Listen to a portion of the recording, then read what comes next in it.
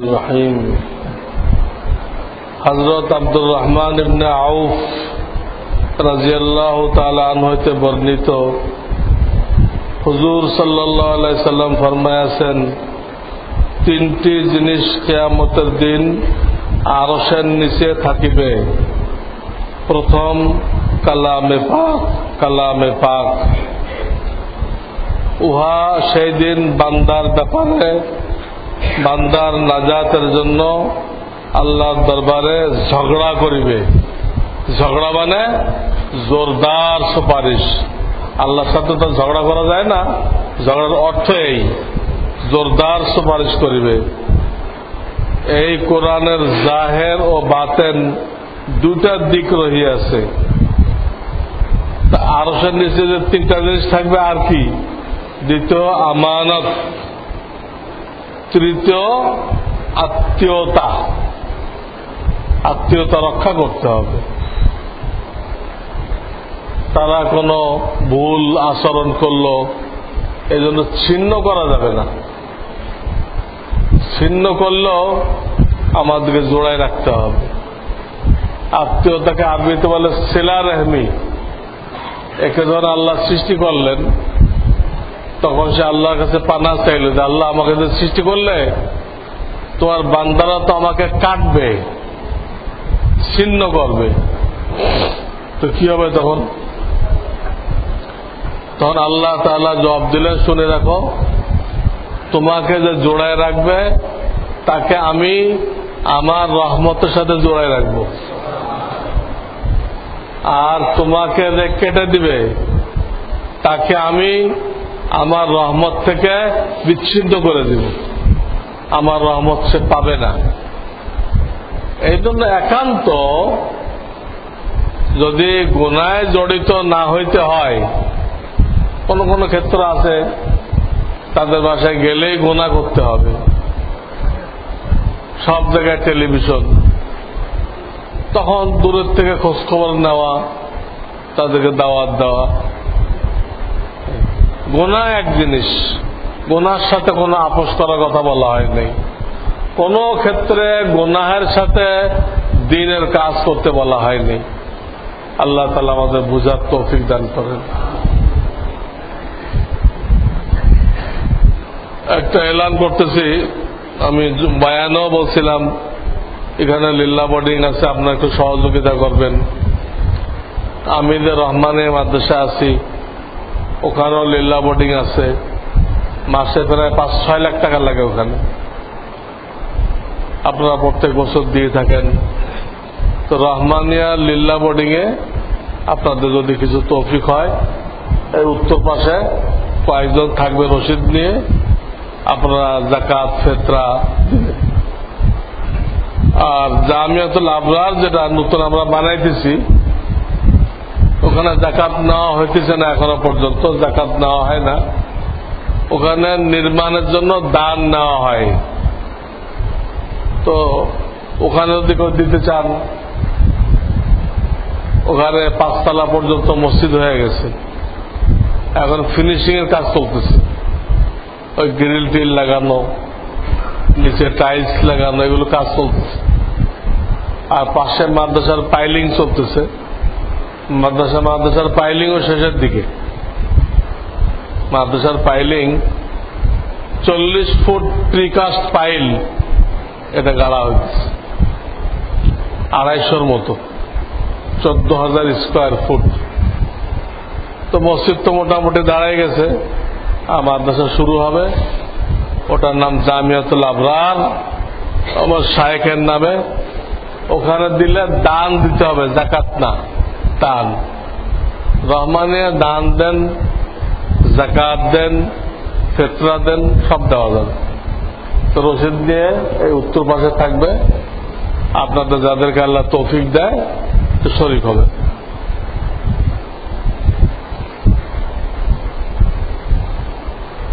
জনৈক ইমাম সাহেব টিভিতে ধর্মীয় অনুষ্ঠান করেন, তার পিছনে নামাজ পড়া যাবে কিনা?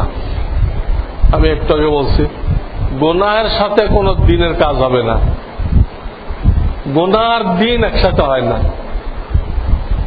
তো টিভিতে যাওয়া গুনাহের কাজ, সেখানে যে ধর্মের কথা বললেন তেমনি ধর্মকে অবমাননা করছে,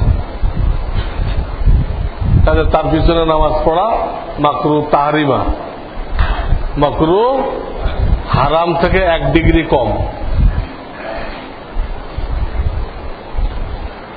আমি তো বয়ানে গেলে শর্ত লাগাই, যেখানে বয়ানে যাই তো এই স্টেজে টিভির কোন বক্তা থাকতে পারবে না। একটাতে মাহফিলে 4-5 জন বক্তা থাকে না, একটা বক্তা যদি টিভির থাকে আমি সেখানে দাওয়াত নেই না। কারণ এখানে বয়ান করা পণ্ডশ্রম, কোনো লাভ নেই। আমি হেদায়েতের কথা বলবো, টিভিওয়ালা গুমরাহের কথা বলবে। তো ভিটামিনও খাইলেন, বিষও খাইলেন, তো ভিটামিন তো কোনো কাজ করবে না, কাজ করবে কিসে? বিষে। দুধও আনলেন, চেনাও মিশাই আনলেন, তো দুধে তো কোনো কাজ করবে না, তো চেনায় কাজ করবে। ঠিক আছে, তাহাজ্জুদ নামাজের শেষ সময় আর সাহারির শেষ সময় কি একই?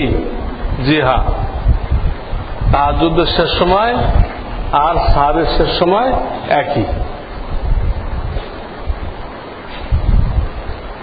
সাহারি শেষ হওয়ার পরে ফজরের আজান শুরু হইতে যে 5-10 মিনিট সময় বাকি থাকে, এই সময় তাহাজ্জুদ পড়া যাবে কিনা? পড়া যাবে না। ওটা তো ফজরের নামাজ একটু বিলম্ব করে আজান দেওয়া হয়, আসলে তার 5 মিনিট আগে কি হয়ে যায়? অক্ত হয়ে যায়। তো ফজর অক্ত হয়ে গেলে 2 রাকাত সুন্নত ছাড়া আর কিছু পড়া যায় না, তাহাজ্জুদ পড়া যায় না।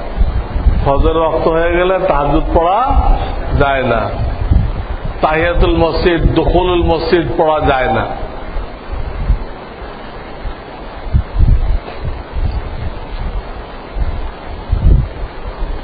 আনুমানিক 3 লাখ টাকার গয়না বুকিং দিয়ে রেখেছি, এখনো দাম পরিশোধ করিনি। এক্ষেত্রে যাকাতের বিধান কি? আমার হাতে কিছু ক্যাশ টাকাও আছে,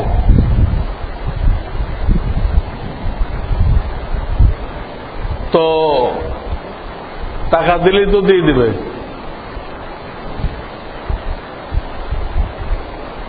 স্বর্ণ বাকিতে কেনা বেচা না যায়, স্বর্ণ রূপা কিনতে গেলে পুরো টাকা দিয়ে কিনতে হয়, যদি কিছু বাকি রাখা হয় তো গুনাহ হয়। এগুলো বুকিং দেওয়া ঠিক না। কিনলে কিনে নিয়ে আসবেন, আর না দর জানে চলে আসবেন, বুকিং নেই কোনো। বুকিং দিলে কি হয়? মালিকানা হয়। বাকি কিনলেও তো মালিকানা হয়, কিন্তু বুকিং দিলে কি হয়? আমাদের পরিভাষায় কি? যদি মালিকানা হয় তাহলে জাকাত আসবে, মালিকানা না হলে দোকানদারের উপর আসবে। বিভিন্ন পাঞ্জেখানা ওজিফা কিতাবে দুরুদে তাজ, দুরুদে লাখি, দুরুদে হাজারি এসব পাওয়া যায়। এগুলো কি? এগুলো বয়ানে বলছি, এগুলো মকসুদুল মুমিনিন পাওয়া যায়, তো পুরোটাই ভিত্তিহীন। সেখানে দুরুদে হাজারি, দুরুদে লাখি, দুরুদে কোটি এসব নানান রকম দুরুদ পাওয়া যায়, সব বেকার। যারা মাদক সেবন করে থাকে তাদের বিরুদ্ধে শরিয়াতে কোন শাস্তির বিধান আছে কি? ইসলামী হুকুমত থাকলে রাষ্ট্রের পক্ষ থেকে তাকে 80টা বেত মারা হবে। মদ পান করা অবস্থায় ধরা পড়লে 80টা বেত মারা হবে, তো শাস্তি তো আছে। আবার খায়, আবার মারা হবে।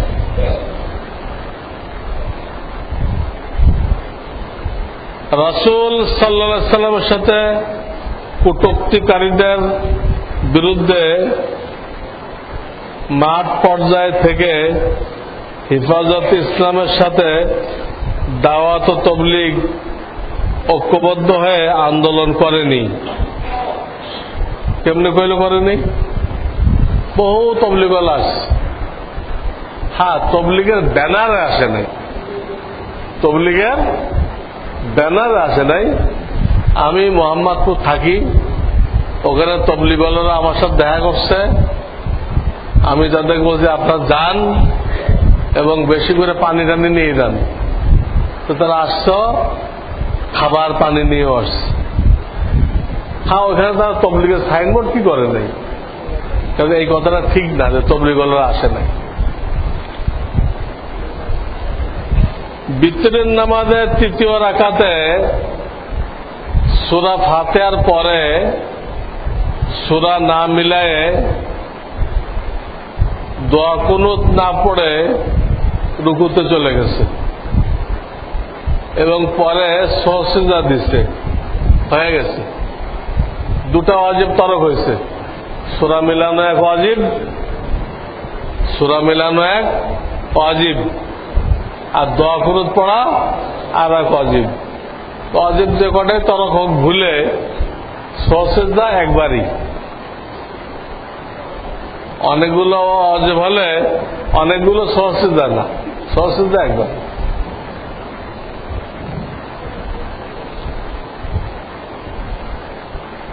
কোন অপারগতায় আহলুল হাদিসের কোন ইমামের পিছনে নামাজ পড়ি দৌড়াইতে হবে কিনা?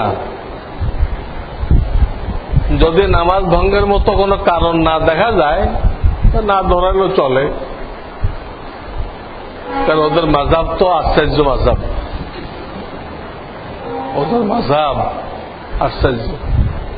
রক্ত বেয়ে গড়াই গেল, ওদের উজু যাবে না। হাওয়া বেরোয়ছে, আওয়াজ হয় নাই, ওদের নিকটে উজু যায় না। এটা কোনটা ঘটায় আল্লাহই জানে, এই জন্য না পড়াই ভালো।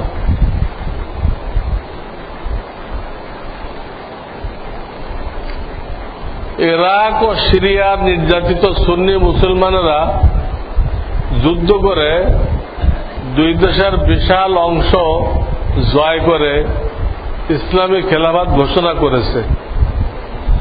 আবু বকর আল বাগদাদি আল কুরাইশির নেতৃত্বে বিশ্বের সকল মুসলমানদের তার আনুগত্য প্রকাশ করার জন্য বলেছে। এ ব্যাপারে আপনার মতামত জানতে চাই। একদম ব্যাখ্যা তো আমার জানা নেই, বাহ্যিকভাবে তো ভালো মনে হইতেছে। ওইখানে কোনো আলেমের সাথে সাক্ষাৎকার নিতে পারলে জিনিসটা ক্লিয়ার হওয়া যেত যে তারা 100% শরিয়াত অনুযায়ী করতেছে কিনা। পত্রিকায় তত ব্যাখ্যা আসে না, পত্রিকায় যতটুকু আসছে তত ভালো মনে হইতেছে। কিন্তু এটা তখন নিশ্চিত হওয়া যাবে ওইখানে কোন সুন্নি আলেম যদি বলে যে হ্যাঁ এখানে ওনারা কোরআন সুন্নাহ অনুযায়ী সবকিছু করতেছে, তখন সারা বিশ্বের মুসলমানদের তাদের প্রতি নৈতিক সমর্থন দেওয়া জরুরি হয়ে পড়বে।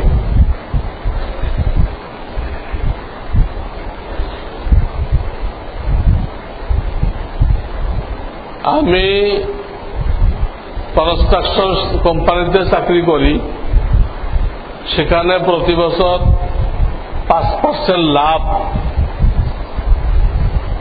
কর্মকর্তা কর্মচারীদের দিয়ে থাকে, কর্মকর্তা কর্মচারীদের দিয়ে থাকে।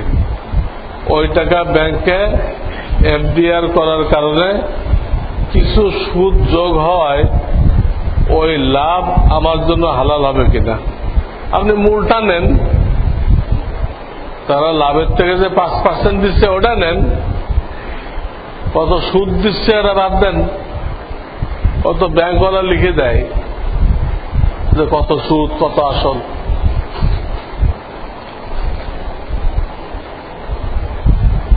আমার মামা আমার আম্মার সাথে কোন এক দুর্ব্যবহারের কারণে আমি তার সাথে আত্মীয়তার সম্পর্ক ছিন্ন করেছি।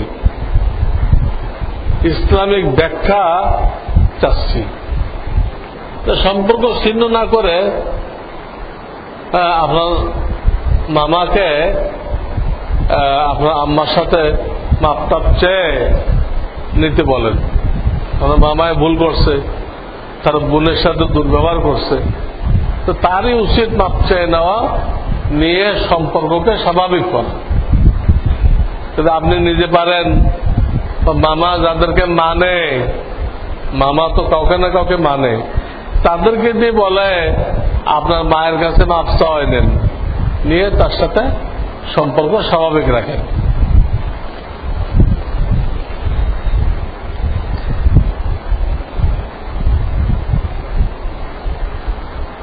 সাম্প্রতিককালে ইসলামী পরিচয়ে দুটি সংগঠন আমাদের বাসাবো এলাকায় তৎপরতা চালাচ্ছে। সৈয়দ হুমায়ুন কবির পরিচালিত ইসলামী সমাজ নামক দলটি ব্যানার, পোস্টার, লিফলেট দিয়ে সবাইকে তওবা করে ঈমান এনে সংশোধন হতে বলেছে। আর তা হল বায়েজিদ খান পান্ডা আর কি, পান্ডা পরিচালিত দেশের পত্র পত্রিকার মাধ্যমে সাহাবী আলেম সমাজের সমালোচনা ও ইসলামের ভুল ব্যাখ্যা দিচ্ছে। মুফতি সাহেবের কাছে তাদের সম্পর্কে বিস্তারিত জানতে চাচ্ছি। বায়েজিদ না বলে এজিদ বললে ভালো হয়। এজিদ পান্ডা, এ দাড়ি নেই, মোছ নেই, ইসলামের দাওয়াত দিচ্ছে, পুরা ইহুদিদের এজেন্ট। আর সৈয়দ হুমায়ুন কবির আমার জানা নেই এ লোককে কোন হকপন্থী কিনা, এটা আমার এলেমে নেই।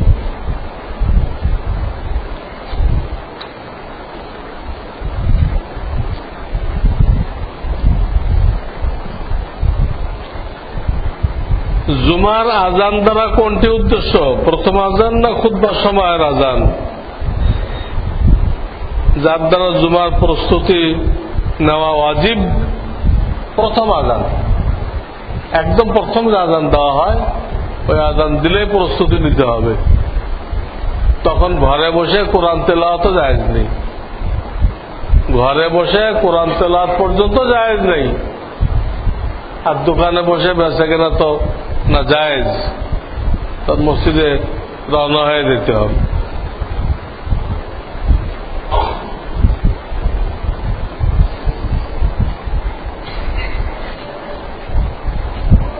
স্বামী কাপড় ধোয়া কেন্দ্র করে এক পর্যায়ে স্ত্রীকে রাগান্বিত হয়ে তোকে ডিভোর্স দিব বলে সঙ্গে সঙ্গে তালাক তালাক তালাক মুখ দিয়ে উচ্চারণ করে এবং বলে তুই বাড়ি থেকে বের হয়ে যা। এটা লিখিত দিতে হবে। তালাকের ফতোয়াটা মৌখিক দেওয়া হয় না, লোকেরা খুব ছলচাতুরি করে।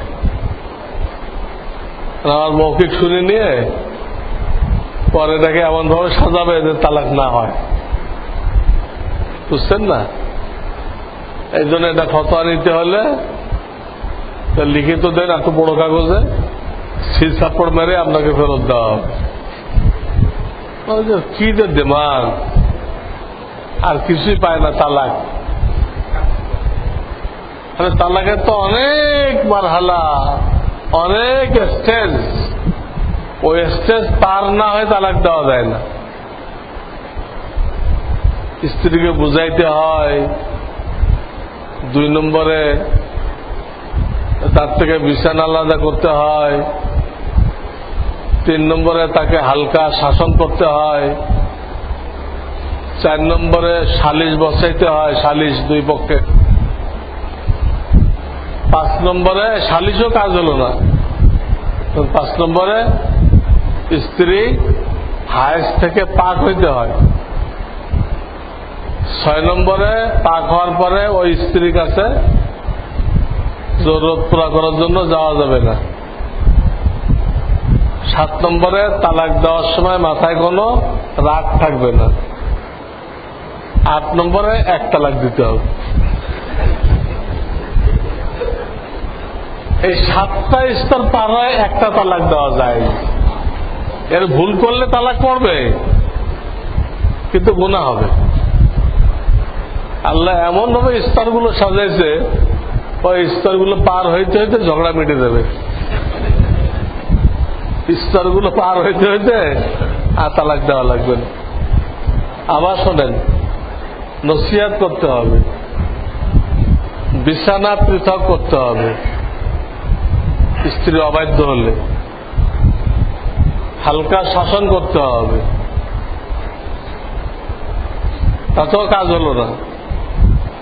2 পক্ষের মুরব্বীদের বসাইতে হবে, তাতেও কাজ হলো না। 5 নম্বরে স্ত্রী হায়েজ থেকে পাক হইতে হবে। 6 নম্বর, জরুরত পুরা করার জন্য পাক হয়ে গেছে, তার কাছে যাওয়া যাবে না। 7 নম্বর, রাগ থাকতে পারবে না। 8 নম্বর, 1 তালাক দেওয়া হবে, একসাথে বেশি তালাক দেওয়া যাবে না। দিলে পড়ে যাবে, কিন্তু দেওয়া নিষেধ। 8 নম্বরে দেয় 1 তালাক দেওয়া যাবে। এই কথাটা যারা বিয়ে করে কেউ কি জানে যে 8ম স্তরে এসে 1টা তালাক দেওয়া যায়? 8ম স্তরে এসে 1টা তালাক দেওয়া যায়। এটা জানলে 15 আনা তালাক আর পড়বে না। আল্লাহ এই ব্যবস্থা করছে, মানুষ জানে না। বস্তা বস্তা ডাকাতদের সিলেবাস পড়ছে। বস্তা বস্তা কি পড়ছে? ডাকাতদের সিলেবাস। দুনিয়া যে সিলেবাস পড়ানো হয়েছে, আমি এটার নাম রাখছি ডাকাতের সিলেবাস। ব্রিটিশরা সব ডাকাত, ব্রিটিশ, ইউরোপ, আমেরিকা সব ডাকাত। পুরা দুনিয়া লুণ্ঠন করে খাইতেছে। ওরা নিজেরা মিসকিন, ওদের পুঁজি হলে লুণ্ঠন। পুঁজি কি? কথার কথা, বাংলাদেশে হিরকের খনি আছে, হিরক। তো কি করবে? এইখানে 2 দল বানাই দিবে। কটা দল বানাবে? মানে লড়াই লাগাই দিবে, লড়াই লাগাই দিবে। দিয়ে জাতিসংঘ তো ওর খরিদা কুকুর। জাতিসংঘ হলো আমেরিকার খরিদা কুত্তা। ওদের বলবে যে তোমরা কিছু শান্তি বাহিনী পাঠাও এখানে, 2 দলকে থামানোর জন্য শান্তি বাহিনী পাঠাও। জাতিসংঘ শান্তি বাহিনী পাঠাবে, এসব চলতে থাকবে। এই ফাঁকে আমেরিকার লোকেরা সমস্ত হেরাগুলো উঠায় সব আমেরিকায় নিয়ে যাবে। শান্তি বাহিনীর 2 পক্ষকে থামাই দিছে, ও যদি হেরা সব কি হয়ে দিছে, সব পাচার হয়ে দিচ্ছে। যত জায়গায় এই শান্তি বাহিনী পাঠাই দিতে সব খোলাসা। সব খোলাসা কি? আমি খোলাসা বলি, সারমর্ম বলি। শান্তি বাহিনী পাঠানো মানে ওখানে আমেরিকা ডাকাতি করবে, তার ফিল্ড তৈরি করে। আমেরিকা ডাকাতি করবে, তার ফিল্ড তৈরি করে। বুঝছেন না? এই যত জেহাদের ট্রেনিং, এগুলো কি? সব ইহুদিরা করায়। জেহাদের ট্রেনিং ইহুদিরা টাকা দেয়, যে মৌলবী টাইপের লোক খরিদ করে। এই হিজবুত তাহরির অমুক তমুক কি আছে না, হিজবুত তাওহীদ, ওদেরকে খাড়া করে তো জেহাদ কর, জেহাদ ফরজ, ওরা শিখাই দেয়। টাকা দেয়, অস্ত্র দেয়, ওরা জেহাদ করে। পরে ইহুদিরা আবার করে কি, ওই তালিকাটা সরকারের কাছে জমা দেয়। ওরাই খাড়া করছে, ওরাই তালিকা বানাইছে, ওরাই সেই তালিকা আবার কার কাছে জমা দেয়? সরকারের কাছে। এই তোমার দেশে জঙ্গি আছে। আরে জঙ্গিটা বানাইলো কে? এই জঙ্গিটা বানাইল কে? ওসামা বিন লাদেনকে দাঁড় করেছিল কে? ওসামা বিন লাদেনকে রাশিয়ার বিরুদ্ধে দাঁড় করেছিল কে? আমেরিকা। তো তৈরি তো করে সে করে আবার ঘোষণা দেয় তোমার দেশে জঙ্গি আছে। আছে তো, কিন্তু বানাইলো কে? তুমি তো বানাইছো। এত বড় ধোকাবাজ, এত বড় দাজ্জাল, এই আমেরিকা। মুসলমানরা বোঝে না, তারা জিহাদে যোগদান করে। কিসের জিহাদ? তো ইংরেজরা ইহুদিরা করাইতেছে। জিহাদ করতে হলে যাও, ফিলিস্তিনে যাও, হয়ে যায় জিহাদ করো। সুবহানাল্লাহ ওয়া বিহামদিহি, সুবহানাল্লাহ। ربنا هب لنا من أزواجنا وذرياتنا قرة أعين واجعلنا للمتقين إماما يا أول الأولين يا آخر الآخرين يا ذا القوة المتين يا راحم المساكين يا حي يا قيوم برحمتك نستغيث أصلح لنا شأننا كله ولا تكلنا إلى أنفسنا طرفة عين سبحان ربك رب العزة عما يصفون وسلام على المرسلين الحمد لله رب العالمين آمين.